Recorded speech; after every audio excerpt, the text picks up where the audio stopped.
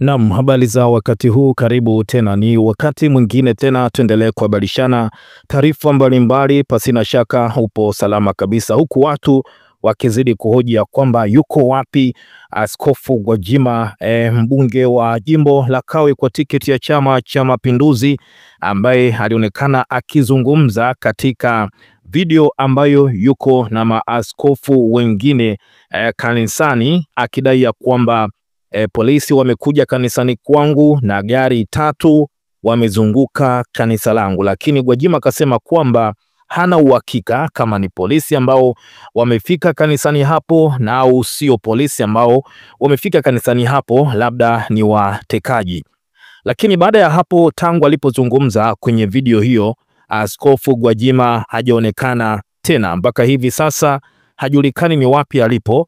Lakini Mange ameweza kuadresi umma wa Tanzania ya kwamba Gwajima aliwezaje kuondoka pale kanisani, swali ambalo kila mmoja alikuwa anajiuliza kwamba Gwajima aliwezaje kuondoka kwenye kundi la polisi ambao walikuwa wamefika kanisani kwake. Jana nilikuhabarisha hapa kutoka kwa Askofu Mkuu Emmaus Bandekile Mwamakula, ambaye anasema alijaribu kumpigia simu Askofu Gwajima lakini hakumpata, na akatuma watu kwenda kufuatilia zaidi na kufahamu Askofu Gwajima yuko wapi na aliwezaje kutoka kwenye kundi la polisi ambao walifika kanisani kwake. Mwamakula akasema kwamba kuna watu ambao wanasema kwamba Gwajima alivaa dela na kupita katikati ya polisi bila kumtambua na akaondoka sehemu hiyo. Lakini pia inadaiwa ya kwamba polisi waliingia na kuvunja sehemu mbalimbali za kanisa hilo wakimtafuta Askofu Gwajima kila kona bila mafanikio, na kuna wengine wanadai ya kwamba polisi waliingia katika chumba kimoja cha kufanyia maombi, yani prayer room, lakini walipoingia katika chumba hicho mlango ukajiroki wakiwa ndani. Sasa sijui walitoka kwa wakati gani, lakini mlango ulijiroki wakiwa ndani. Sasa hii ni tofauti na ile ambayo Askofu Mwamakula, askofu mkuu, alikuwa ameelezea, huku akitaja njia tofauti nyingi mno ambazo alipewa taarifa na watu tofauti ya kwamba Askofu Gwajima alizitumia kupita katikati ya polisi na kuondoka kanisani kwake bila kushtukiwa. Nadharia hii ambayo amekuja kuielezea mwanaharakati wa haki za binadamu Mange Kimambi, anasema ya kwamba video ile ambayo Askofu Gwajima alionekana akiwa na maaskofu anazungumza na kuelezea tukio la kuzingirwa kanisani kwake, anasema haikuwa ni kanisani kwake bali alikuwa ni sehemu nyingine tu, ila poteza maboya akarekodi video hiyo na kudai ya kwamba yupo kanisani kwake. Lakini Gwajima wakati huo anarekodi video hiyo hakuwa kanisani kwake, na sasa yupo sehemu nyingine kabisa na yupo salama kabisa. Watu wanahoji huko mitandaoni ya kwamba mbona haonekani, hajitokezi kuzungumza chochote baada ya yote haya kutokea tangu alipofanya mkutano na waandishi wa habari siku kadhaa zilizopita, mkutano ambao alionekana kulani vikali vitendo vya utekaji pamoja na mauaji ambavyo vinazidi kutokea nchini Tanzania,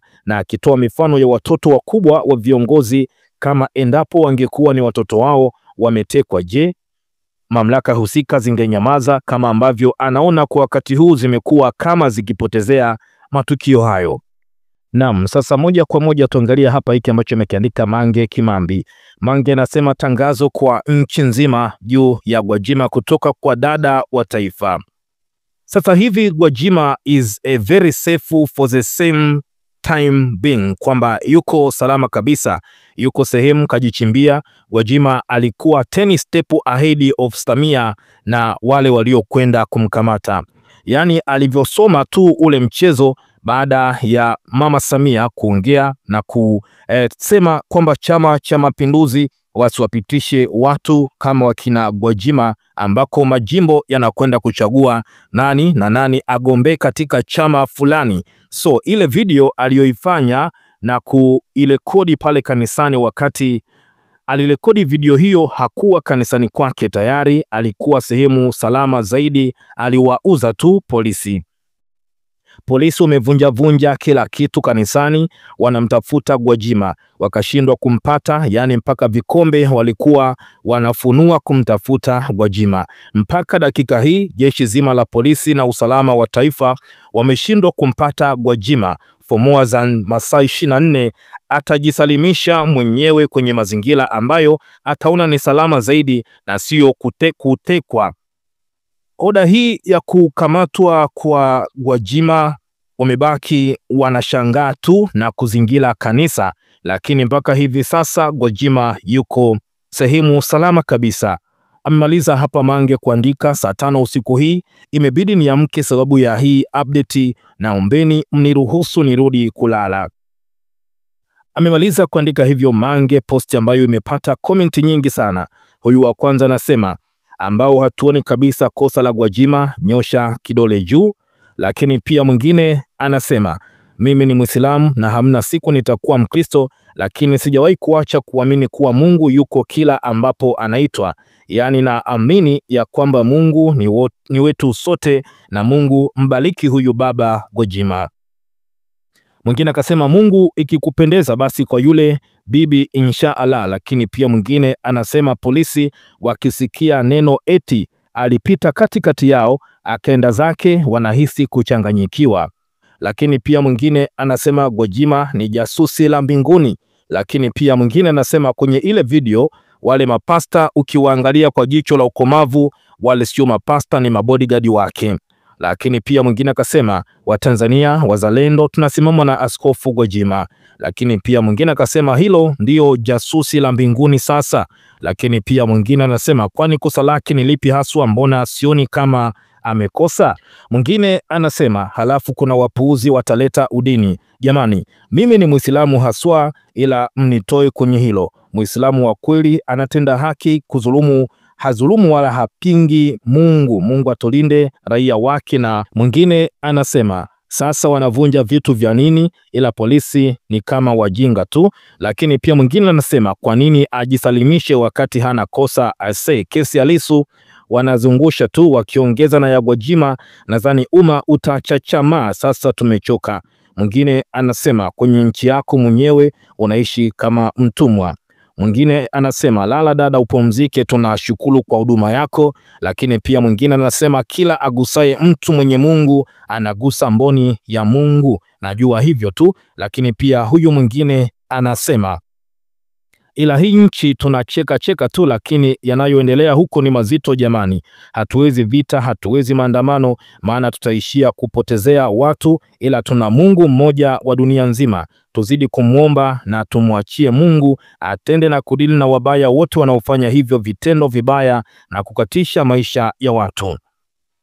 Huyu anasema kwa nini akamatwe, kwani kwa kosa lipi? Si kanisa limefungwa na huduma zimesimama, sasa yeye ni wa nini tena? Lakini pia mwingine anasema tunashukuru dada, lala, ila kama kuna chochote usisite kuamka na kutupa update our head girl. Lakini pia mwingine akasema watekaji wanajulikana na wameshaanza kujulikana, just a matter of time. Lakini pia mwingine akasema kwamba alijigeuza mbu katokea dirishani. Mwingine akasema jasusi la mbinguni hilo alipita katikati yao akaenda zake. Mwingine akasema jasusi la mbinguni kwenye 1 na 2. Lakini pia mwingine akasema anaitwa Gojiboy jasusi la mbinguni. Last video baada ya barua za kufungiwa kusambaa before arresting, alikuwa kanisani madhabahuni na alikanusha akiwa chachi na ibada ilikuwa live. Na askari walikuwa na makachelo ndani ya kanisa waliotoa taarifa kwa walio nje. Ajabu ni kwamba hawampati kanisani wala nyumbani. Ni Etienne Gwajima, huyu ni kama kasomea Cuba na Fidel Castro. Lakini pia mwingine akasema sasa na wewe dada Mange, ukitoa asili hizi ni si ndio unamharibia? Mwingine utulie nayo wewe, sema tu yupo salama, tuliosoma Cuba tutakuelewa na mapambano yaendelee. Mwingine anasema nitakuwa wa mwisho kuamini kuwa mwaka huu wa uchaguzi atakayeendelea na kiti cha urais ni Mheshimiwa Ridi Mo. Lakini pia mwingine akasema Matendo ya Mitume 5 mstari wa 39, lakini ikiwa imetoka kwa Mungu hamwezi kuivunja, msije mkaonekana kuwa mnapigana na Mungu, but if it be of God you cannot overthrow it, lest haply be found even to fight against God. Lakini pia mwingine akasema kwamba kwani anakamatwa kwa kosa gani haswa na anashtakiwa kwa kosa lipi? Mbona wanataka kutufanya watu mazoba? Watu wengi wametoa maoni yao hapa kwa Mange akisema kwamba Gwajima yupo salama, lakini pia wakati anatengeneza video hile hakuwa kanisani. Nimependa hapa comment ya mtu mmoja anauliza ya kwamba wakati ibada inaendelea Gwajima alikuwa kanisani, lakini pia Makachelo walikuwa ndani ya kanisa na walikuwa wanatoa taarifa nje kwa watu wengine, na walishindwaje kumkamata Gwajima? Kweli Gwajima ni jasusi la mbinguni. Tuachie maoni yako kwa taarifa hii, lakini kubwa mpaka pale Gwajima atakapojitokeza hadharani na kuzungumza tena kwa mara nyingine. Endelea kutufuatilia zaidi, nasi tupo hapa kila wakati kuhakikisha ya kwamba haupitwi na taarifa yoyote ile. Endelea kutufuatilia kwa taarifa mbalimbali.